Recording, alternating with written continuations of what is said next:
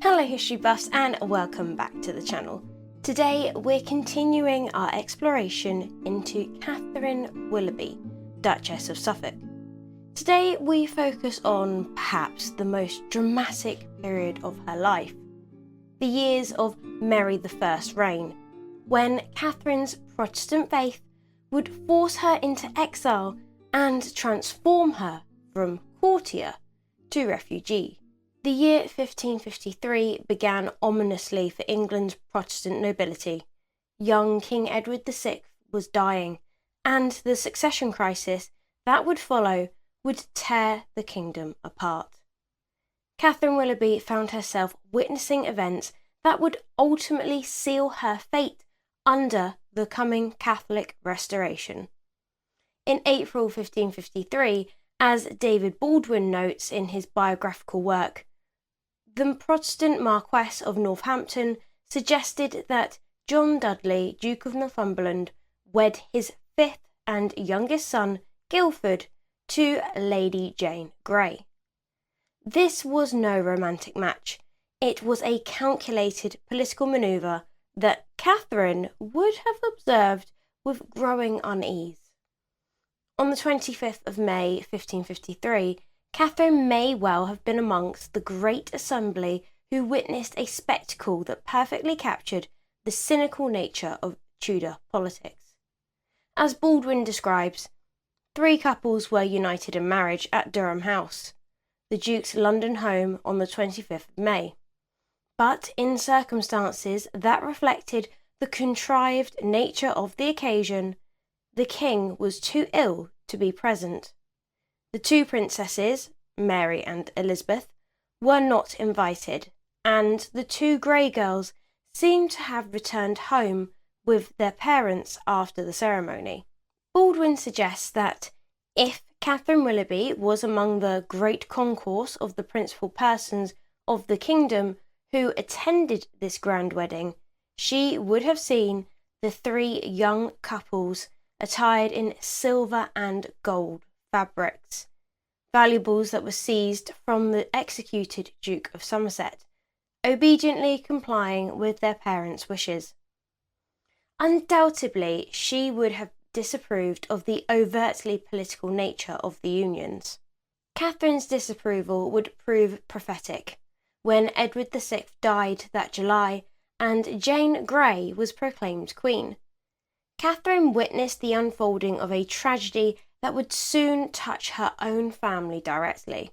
The Lady Jane Grey crisis of July 1553 reveals the fragility of Protestant power in England, as Baldwin recounts, when Jane was brought to Sion House on the 9th of July, knowing nothing of the king's death or what it would mean for her. On being informed that she was to supplant Mary, she collapsed, weeping, and startled those present by protesting that the crown was not her right. Catherine watched as the conspiracy crumbled within days. Mary Tudor's swift and decisive action in claiming her rightful throne left the Protestant faction in tatters. By July 19th, as Baldwin notes, Suffolk tore the canopy from above Jane's chair and told her that she must now be content with a private life, to which she retorted that she had never desired any other and willingly relinquished the crown. For Catherine, the implications were terrifying. Jane Grey was her stepdaughter through her marriage to Charles Brandon, Duke of Suffolk.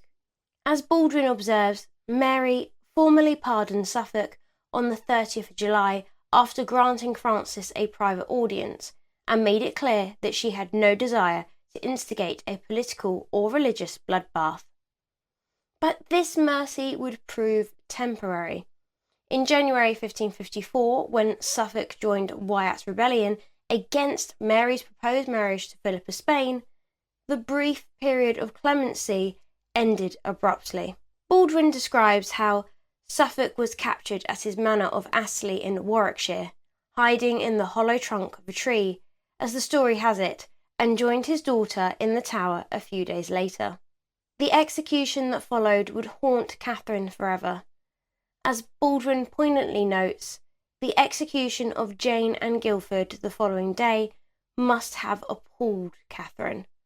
But being on the point of giving, or having just given birth to Susan, her first child by Richard Bertie, she could do nothing to prevent it. With Mary now firmly established on the throne, Catherine faced a new and personal threat. As Dr. Katrina Marchant explains on her YouTube channel, Read in the Past, Stephen Gardiner was out of danger and out of the Tower of London, and now he was on a warpath. I love that. That was great phrasing. Well done, Dr. Cat. He said about interrogating Richard Bertie and his wife's faith. Gardiner, the newly appointed Lord Chancellor, had particular reason to target Catherine. Baldwin hints at the personal dimension of this persecution, noting that he had no reason to love any member of the House of Suffolk. But we can only wonder how far Katherine Willoughby's studied rudeness towards him and hardened his attitude towards Jane. Catherine's previous contempt for Gardiner during Henry VIII's reign now returned to haunt her. As Dr. Cat observes, Catherine was, it seems, simply too rich, too prominent, and perhaps too outspoken to be left alone. The Duchess of Suffolk represented everything that Gardiner and the Catholic Restoration opposed: wealth, influence, and uncompromising Protestant conviction. Recognising the mortal danger they faced, Catherine and Richard Bertie began planning their escape. As Baldwin explains, it seemed clear to Catherine and Bertie that it would only be a matter of time before they were themselves arrested, or before the government demanded an unacceptable degree of religious conformity, and they decided to seek liberty in flight. Bertie's solution was masterful in its simplicity. He approached Gardiner with a business proposition to recover debts owed to Charles Brandon's estate by continental creditors, including the Emperor himself. As Baldwin recounts, Gardiner suggested that it would be better to wait until Philip, the Emperor's son, had married Queen Mary. But Bertie argued that, on the contrary, the Emperor would be less likely to settle the matter once the marriage had taken place and he had obtained everything he wanted. And the plan worked perfectly. Baldwin notes that Gardiner saw the sense of this reasoning, and a few days later, Bertie received a royal licence not only to pass the seas, but to pass and repass them so often as to him seemed good, till he had finished all his business and causes beyond the seas. By early 1555, with Catherine heavily pregnant with her second child, the couple was ready to make their desperate bid for freedom. If we go back to Dr. Cat, she explains that Richard would leave first and he would go quickly. He set up about making preparations so that by the start of 1555, a pregnant Catherine and their infant daughter Susan and their servants were able to sneak out of England. The escape itself reads like something from a thriller novel. Baldwin provides a vivid account of how on New Year's Day, 1555, betwixt 4 and 5 of the clock in the morning, Catherine emerged into the chill darkness, carrying little Susan in her arms. She was dressed as a merchant's wife and was accompanied by Cranwell and 6 servants, who had been told of her plans only at the last moment. The journey was fraught with near disasters. When a suspicious keeper of her house named Atkinson investigated the unusual activity, Catherine was forced to abandon precious supplies, including a mail, which is a pack or bag, containing clothes for her daughter and a milk pot with milk. As Baldwin describes, she quickly ordered the 5 men with her to go ahead to Lion Quay, between London Bridge and Billingsgate, from where they intended to set sail, while she and her 2 women concealed themselves in the shadows of the nearby Charterhouse. Even their navigation proved challenging. Baldwin recounts how neither Catherine nor her women knew how to reach their intended destination, but they had a stroke of good fortune. By chance, more than discretion, they met all suddenly together, a little within Moorgate, from whence they passed directly to Lion Quay. The sea crossing proved as perilous as the escape from London. Catherine and Richard sailed in the same ship from Gravesend on the 5th of February 1555. 3 times they set sail, and twice were carried almost into the coast of Zealand, before contrary winds forced them back to England. Each return to English shores brought fresh danger. As Baldwin notes, at the last second recoil, certain persons came to the shore, suspecting that she, Catherine, was within the ship, yet having examined one of her company that was a land for fresh provisions, and finding by the simplicity of his tale only the appearance of a mean merchant's wife to be aboard a ship, they ceased any further search. Finally reaching the continent, the family found themselves in an alien world. As soon as the Duchess had landed in Brabant, she and her women were apparelled like the women of the Netherlands, with haicks, which were long hooded cloaks, and so she and her husband took their journey towards Cleveland, which is the Duchy of Cleves, where Anne of Cleves is from. The Berties' first refuge was in Exile, where they hoped to join an established community of English Protestant exiles. However, their journey there proved harrowing. Baldwin recounts how they were forced to flee Santon on foot in February cold, about 3 of the clock, without hiring of horse or wagon for fear of disclosing their purpose, carrying baby Susan in their arms.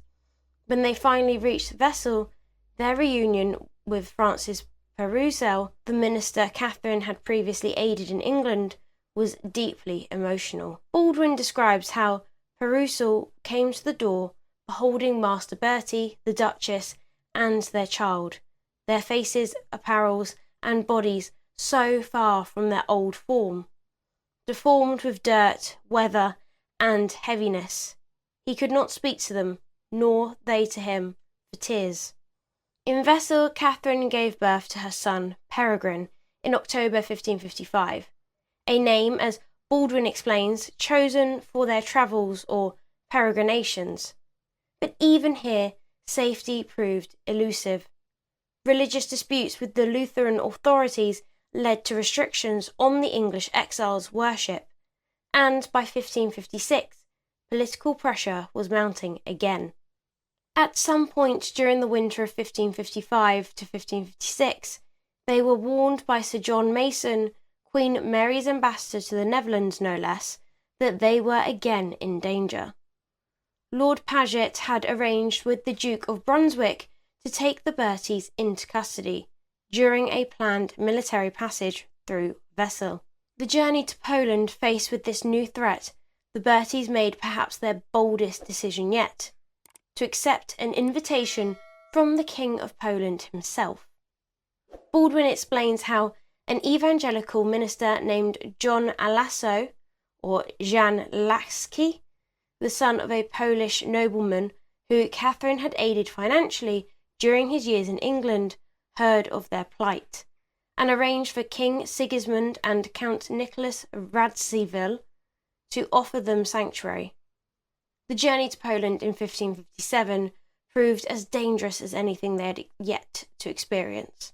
They were attacked by the Landgrave's captain, who, under a quarrel pretensed for a spaniel of Master Bertie's, set upon them in the highway with his horsemen, thrusting their boar spears through the wagon where the children and women were.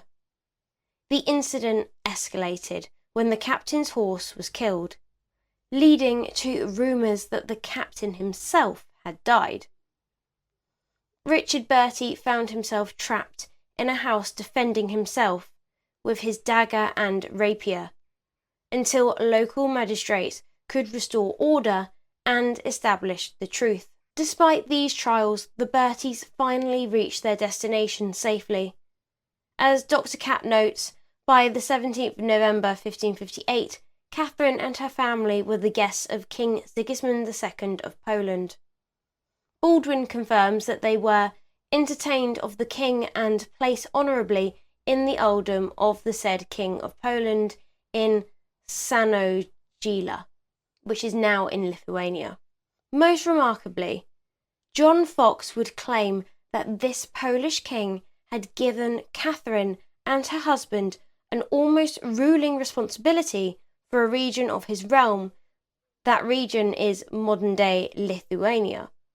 Baldwin confirms this extraordinary arrangement, noting that Master Bertie, with the Duchess, having the king's absolute power of government over the said earldom, continued both in their great quietness and honour till the death of Queen Mary. Mary I's death on the 17th of November 1558 changed everything for Catherine and the English Protestants. Within weeks, Catherine was sending New Year's gifts to the new Queen, Elizabeth, including a cushion all over richly embroidered and set with pearls. Catherine's letter to Elizabeth on the 28th of January 1559 reveals her profound joy and relief. Baldwin quotes her moving words, "Wherefore now is our season of rejoicing, and to say after Zakar, Blessed be the Lord God of Israel, which hath visited and delivered your majesty, and by you us, his and your miserable and afflicted subjects. I greedily wait and pray to the Almighty to consummate this consolation, giving me a prosperous journey once again presently to see your majesty." However, the couple would have to settle their responsibilities for their host, King Sigismund, before they could return to England. Their honour and gratitude to King Sigismund meant that they could not simply abandon their duties at a moment's notice. I mean, after all, they were the rulers of Lithuania. Katherine Willoughby's experiences during Mary I's reign reveals the terrible cost of religious conviction in Tudor England, from witnessing the execution of her stepdaughter Jane Grey to fleeing England as a refugee. Catherine's story embodies the struggles of England's Protestant nobility during the brief but brutal Catholic Restoration. Her journey from Duchess to exile to honoured guest of foreign royalty demonstrates her remarkable resilience and the international networks that sustained Protestant resistance during these dark years. Most importantly, her story reminds us that religious freedom, something that we often take for granted, was won through the courage and sacrifice of individuals willing to risk everything for their beliefs. In our next episode, we will follow Catherine's triumphant return to Elizabethan England and her role in the new Protestant settlement. Until then, thank you for joining me. I hope you enjoyed this video. If you did, make sure you leave a like and subscribe to the channel if you haven't already. And I will see you guys in the next one. Bye.